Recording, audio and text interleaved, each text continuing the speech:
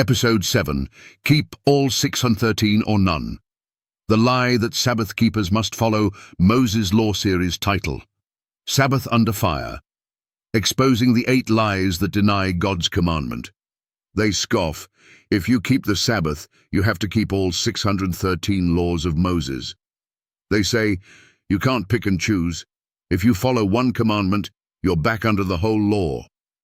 They weaponize Galatians out of context, mocking those who obey God as if they were bound to animal sacrifices, circumcision, and ceremonial washings. But this is more than a misunderstanding. It's a deception. And today, we tear it down. Here's the false claim. If you keep the Sabbath, you must keep all 613 laws of Moses, or you're a hypocrite. Let's make one thing clear. The Sabbath is not Moses' law. It is God's law.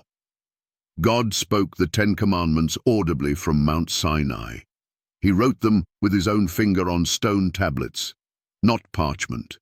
He placed them inside the Ark of the Covenant, not beside it like the Book of Moses.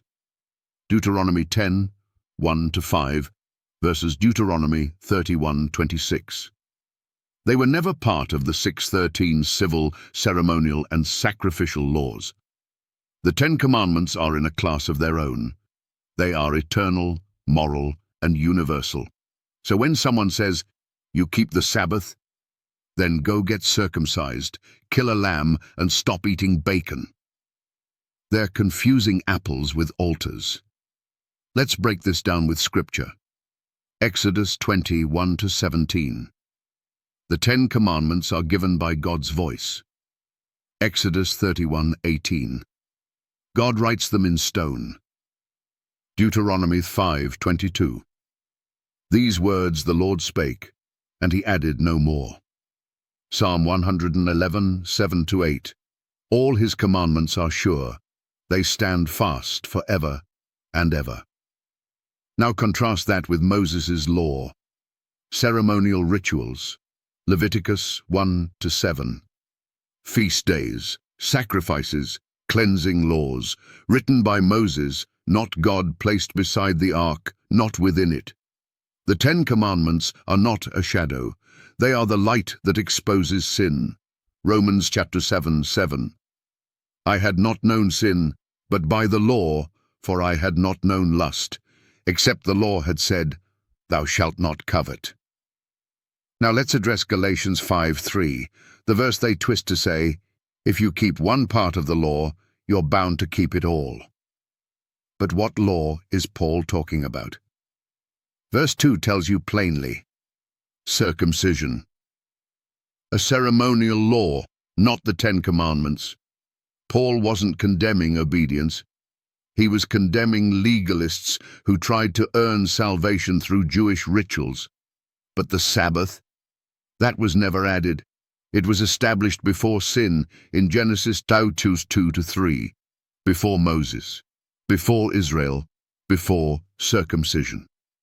Jesus said, the Sabbath was made for man, Mark 2:27, not for Jews alone. And Hebrews 4:9 says, there remaineth therefore a Sabbath rest, sabbatismos, to the people of God. Let's ask the hard questions. If the Sabbath is just part of Moses' law, why did God give it in Eden, before Moses was born? If the 10 Commandments are temporary, why are they mentioned in Revelation 14:12 and 22:14 as criteria for salvation? And if you really believe we must keep all 613 or none, then why do you keep only 9 of the 10? They obey, thou shalt not kill. They obey, thou shalt not steal. But the 4th commandment, they toss it out with mockery. That's not biblical, that's hypocrisy. Because the Sabbath doesn't come from Sinai. It comes from creation. It wasn't written by Moses, it was written by God. It wasn't nailed to the cross. It was honored by the cross-bearer, and it still stands. So here's your challenge. Show me one verse where God includes the fourth commandment in the list of Moses' 613 laws. Show me where the 10 Commandments are called shadows. Show me where the Sabbath was ever called a Jewish tradition. You can't. Because the Sabbath is not Mosaic, it is divine. Prove me wrong.